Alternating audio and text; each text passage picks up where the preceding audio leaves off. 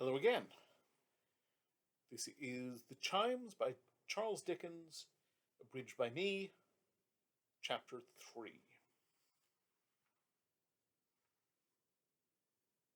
Waking, Trotty saw in every bell a bearded figure of the bulk and stature of the bell. Incomprehensibly, a figure and the bell itself, gigantic, grave, and darkly watchful of him as he stood rooted to the ground. Mysterious and awful figures, resting on nothing, poised in the night air of the tower with their draped and hooded heads merged in the dim roof, motionless and shadowy. A blast of air, how cold and shrill, came moaning through the tower. As it died away, the great bell, or the goblin of the great bell, spoke. "What visitor is this?" it said. The voice was low and deep, and Trotty fancied that it sounded in the other figures as well. I thought my name was called by the chimes," said Trotty, raising his hands in an attitude of supplications.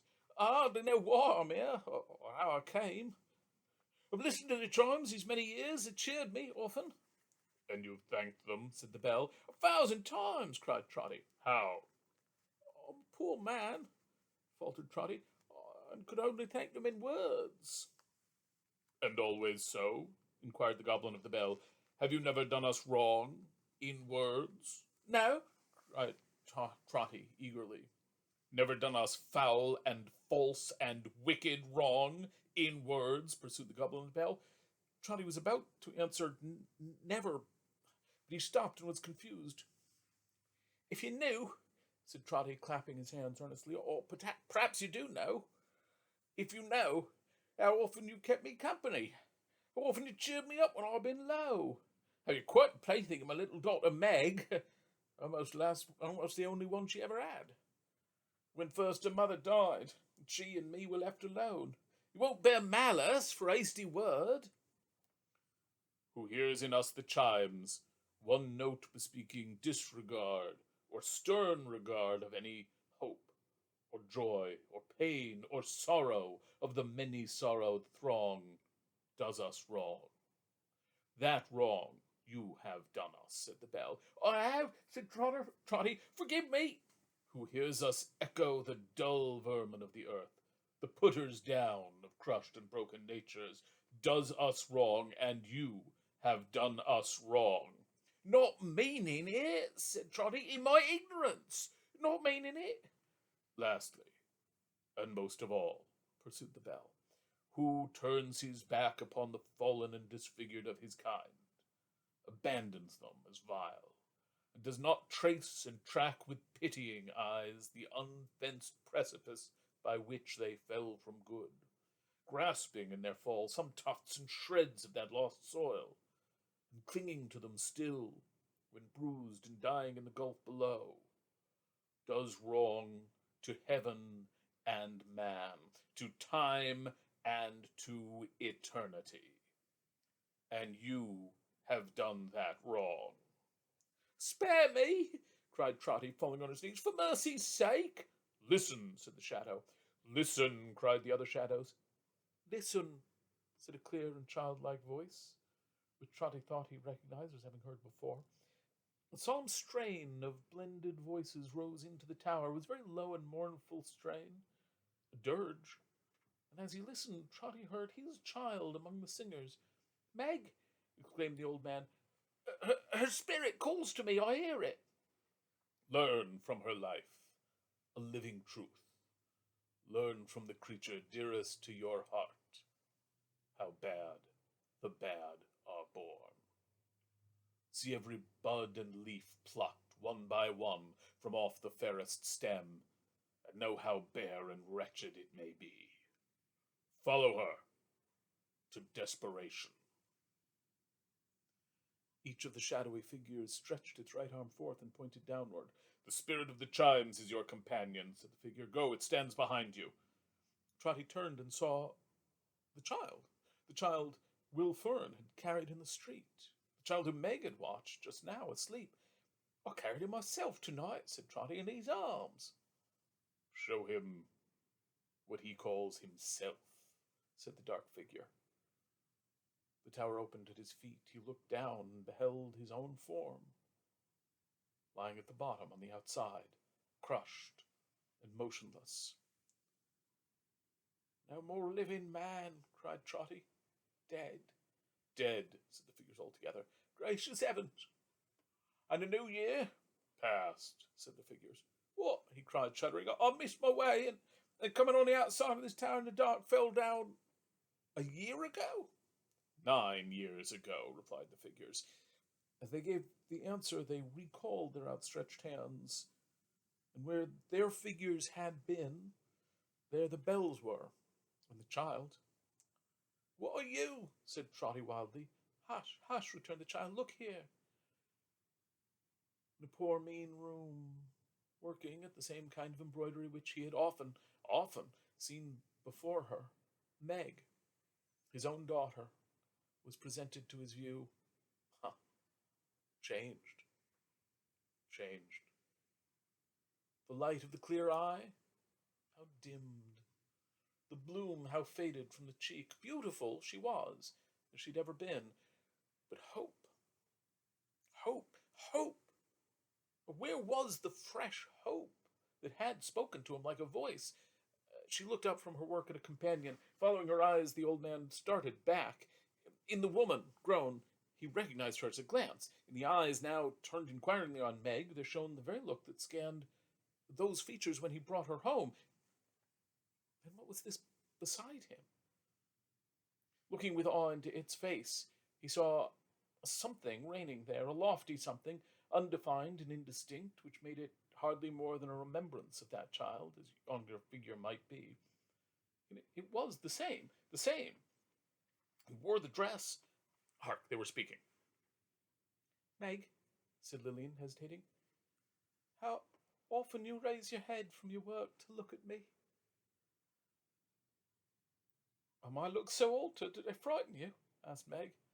"No, dear, but you smile at that yourself. Why not smile when you look at me, Meg?" "I do so. Do I not?" she smiled. She answered, smiling on her. "And that you do," said Lillian, "but not usually. When you think I'm busy and don't see you, you look so anxious and so doubtful. They hardly like to raise my eyes. There's little cause for smiling in this hard and toilsome life, but you were once so cheerful." "Am I not now?" cried Meg. "Do I make our weary life more weary to you, Lillian?" "You've been the only thing that made it life," said Lillian, fervently kissing her. "Sometimes the only thing that made me care to live so, Meg. Such work. Such work. So many hours. So many days. So many long, long nights of hopeless, cheerless, never-ending work. Not to heap up riches, not to live grandly or gaily, not to live upon enough, however coarse, but to earn bare bread, to scrape together just enough to toil upon and want upon, and keep alive in us the consciousness of our hard fate. Oh, Meg! Meg!" She raised her voice and twined her arms about her as she spoke like one in pain. "How can the cruel world go round and bear to look upon such lives?" "Lily," said Meg, soothing her and putting her hair back from her wet face. "What, Lily? You? So pretty and so young." "Oh, Meg," she interrupted, "the worst of all. The worst of all. Strike me old, Meg. Wither me and shrivel me and free me from the dreadful thoughts that tempt me in my youth." Trotty turned to look upon his guide, but the spirit of the child had taken flight, was gone. Neither did he himself remain in the same place, for Sir Joseph Bowley, friend and father of the poor, held a great festivity at Bowley Hall. Bowley Hall was full of visitors. The red-faced gentleman was there, Mr. Filer was there, the great Alderman Cute was there, and many guests were there. Trotty's ghost was there, wandering about, poor phantom, drearily and looking for its guide. There was to be a great dinner in the great hall, at which Sir Joseph Bowley, in his celebrated character of friend and father of the poor, was to make his great speech. Certain plum puddings were to be eaten by his friends and children in another hall first, and at a given signal, friends and children flocking in among their friends and fathers were to form a family assemblage, with not one manly eye therein unmoistened by emotion. But there was more than this to happen, even more than this. Sir Joseph Bowley, Baronet and Member of Parliament, was to play a match at skittles, real skittles, with his tenants. Trotty there encountered Mr. Fish, the confidential secretary, in great agitation. "Bless my heart and soul," cried Mr. Fish, "where's Alderman Coote? Has anyone seen the alderman?" Several voices cried that he was in the circle around Sir Joseph. Mr. Fish made his way there, found him, and took him secretly into a window near at hand. Trotty joined them, not of his own accord. He felt that his steps were led in that direction. "My dear Alderman Coote," said Mr. Fish, "a little more this way. The most dreadful circumstance has occurred. I have this moment received the intelligence. I think it would be best not to acquaint Sir Joseph with it until the day is over. You understand, Sir Joseph, will give me your opinion. The most frightful and deplorable event." "Fish," returned the alderman, "Fish, my good fellow, what is the matter? Nothing revolutionary, I hope. No attempted interference with the magistrates." "Deedles, the banker," gasped the secretary. "Deedles Brothers, who is to have been here today. Higher office in the Goldsmiths' Company." "Not stopped!" exclaimed the alderman. "It can't be." "Shot himself." "Good God!" "Put a double-barreled pistol into his mouth in his own counting-house," said Mr. Fish, "and blew his brains out. No motive, princely circumstances." "Circumstances?" exclaimed the alderman. "A man of noble fortune, one of the most respectable of men. Suicide, Mr. Fish, by his own hand."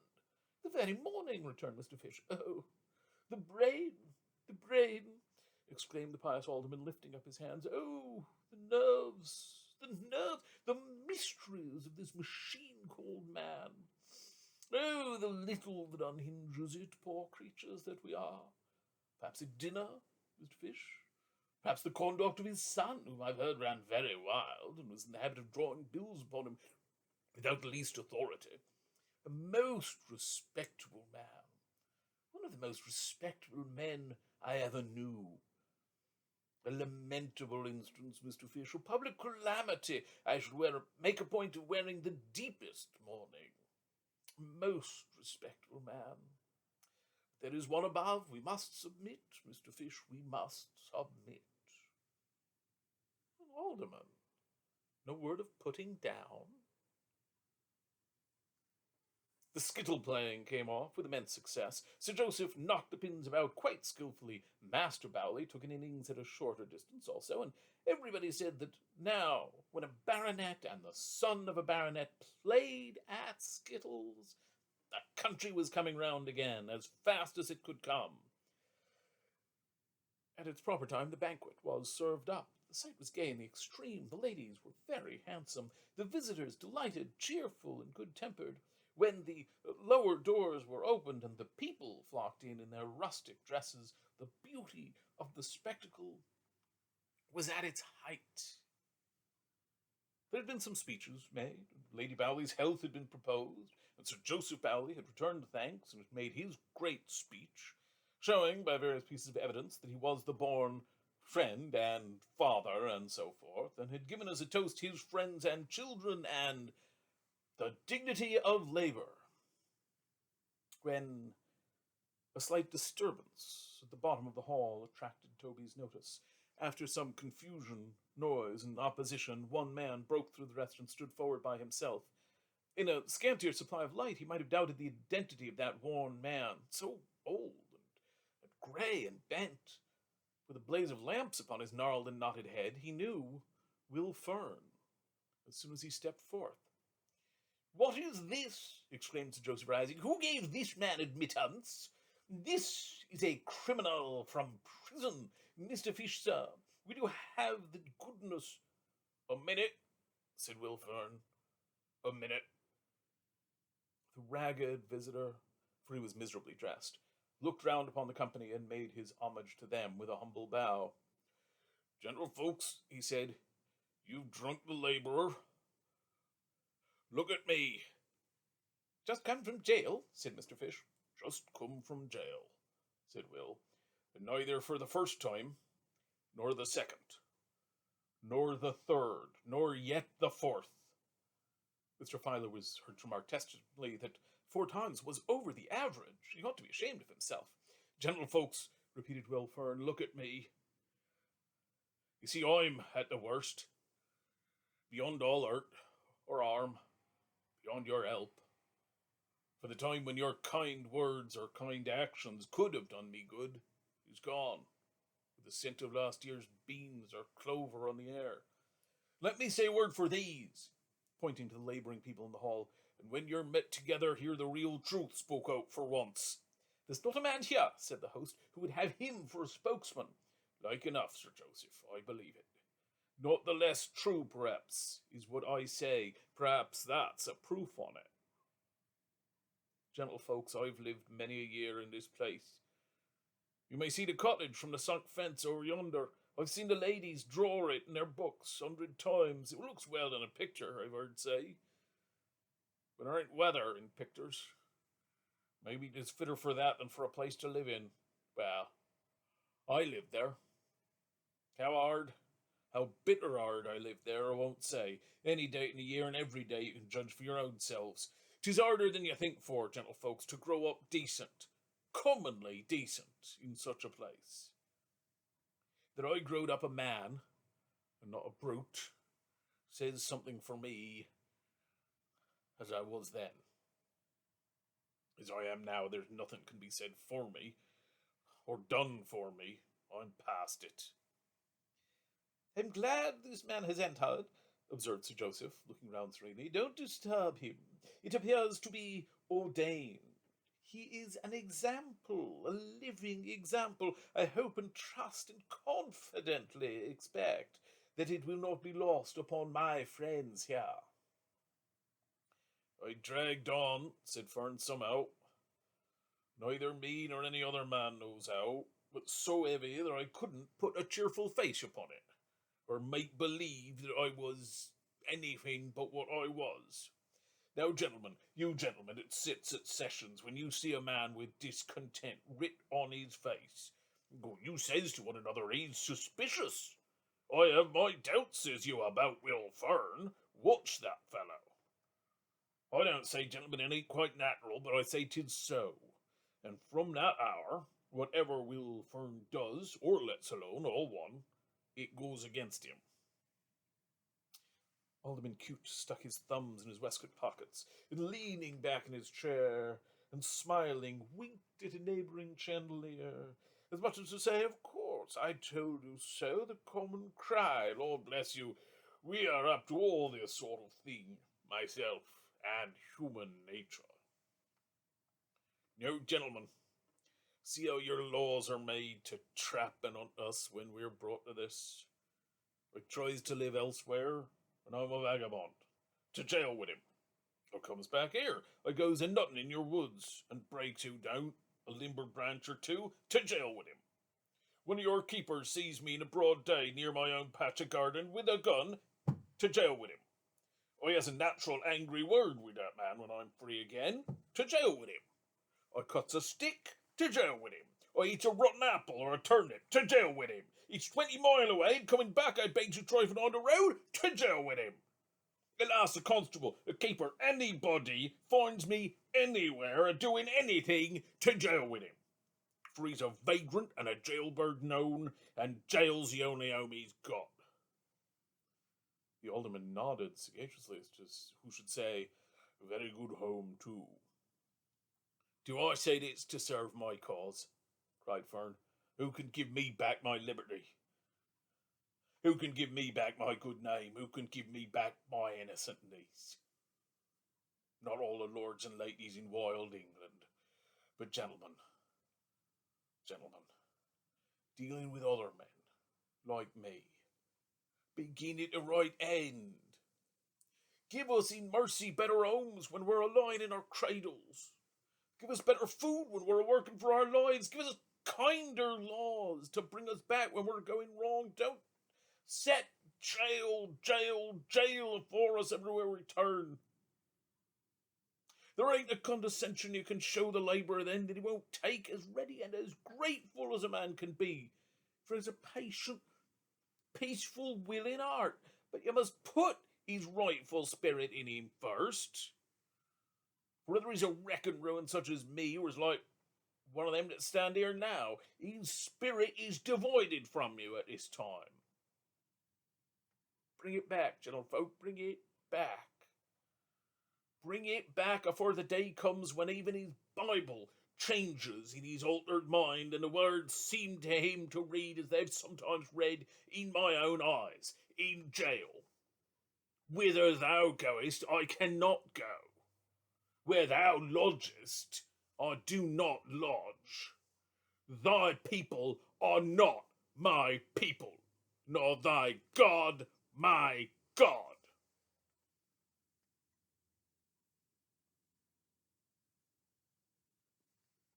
A sudden stir and agitation took place in hall. Trotty thought at first that several men had risen to eject the man, and hence this change in its appearance, but another moment showed him that the room and all the company had vanished from his sight, and that his daughter was again before him, seated at her work, but in a poorer, meaner garret than before, and with no Lilian at her side. The frame at which she had worked was put away upon a shelf and covered up. The chair in which she had sat was turned against the wall. A history was written in these little things, and in Meg's grief-worn face. Oh, who could fail to read it? Meg strained her eyes upon her work until it was too dark to see the threads, and when the night closed in, she lighted her feeble candle and worked on. Still, her old father was invisible about her, looking down upon her, loving her, how dearly loving her, and talking to her in a tender voice about the old times and bells, though he knew, poor Trotty, though he knew she could not hear him. A great part of the evening had worn away when a knock came at her door. She opened it. A man was on the threshold, slouching, moody, drunken, sloven, wasted by intemperance and vice, and with his matted hair and unshorn beard in wild disorder, but with some traces on him, too, of having been a man of good proportion and good features in his youth. He stopped until he had her leave to enter, and she, retiring a pace or two from the open door, silently and sorrowfully looked upon him. It was Richard. "May I come in, Margaret?" "Yes, come in, come in." It was well that Trotty knew him before he spoke, for with any doubt remaining on his mind, the harsh, discordant voice would have persuaded him that it was not Richard, but some other man.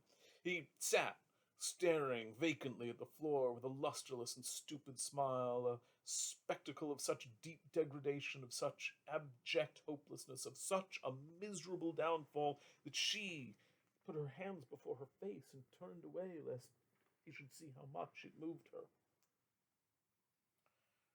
Roused by the rustling of her dress, or some such trifling sound, he lifted his head and began to speak as if there had been no pause since he entered.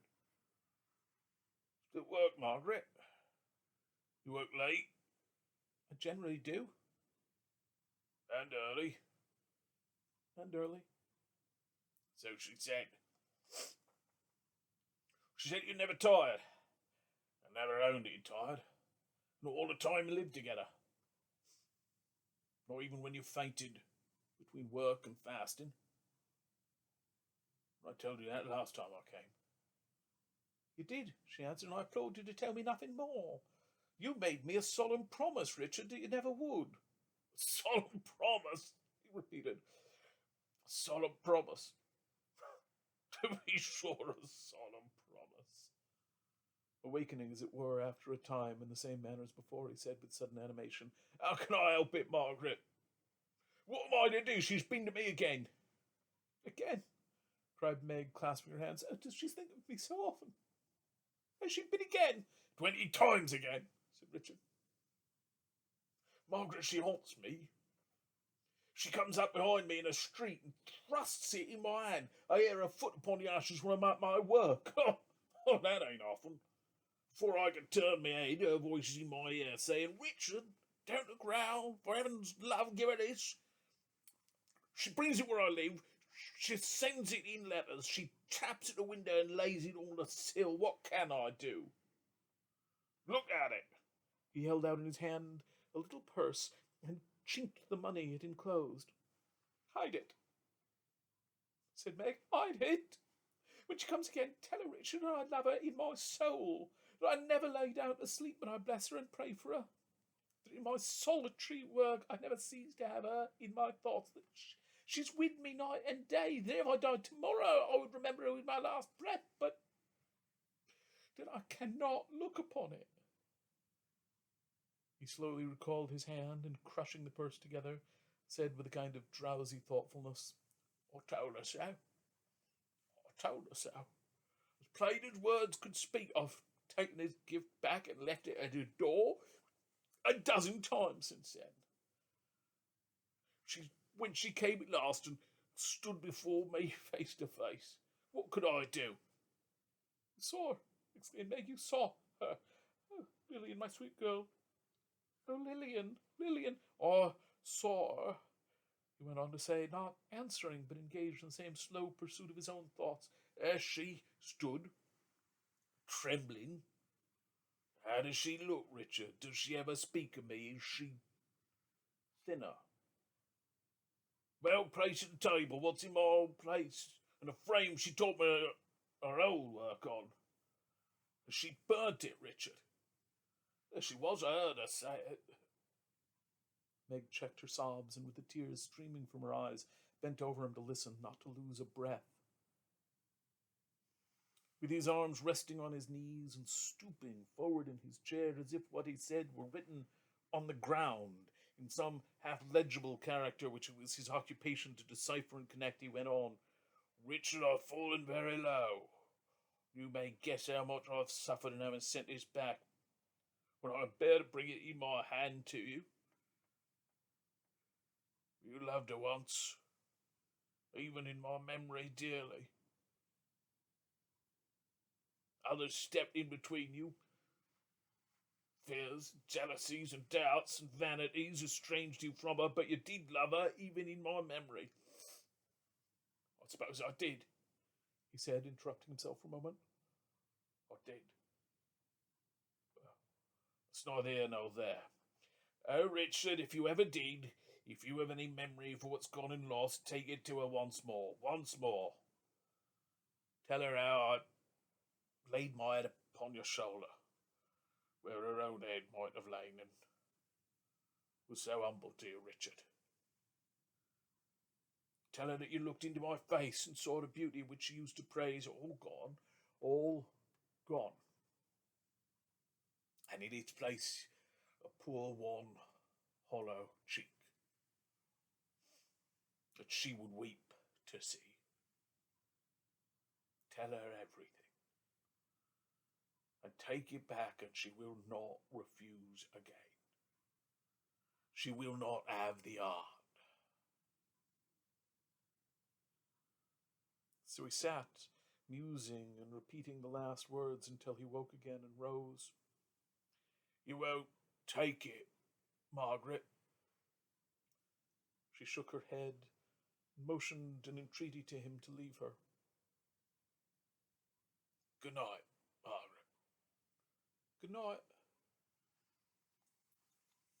He turned to look upon her, struck by her sorrow and perhaps by the pity for himself which trembled in her voice. It was a quick and rapid action. For the moment some flash of his old bearing kindled in his form. In the next he went as he had come, nor did this glimmer of a quenched fire seem to light him to a quicker sense of his debasement.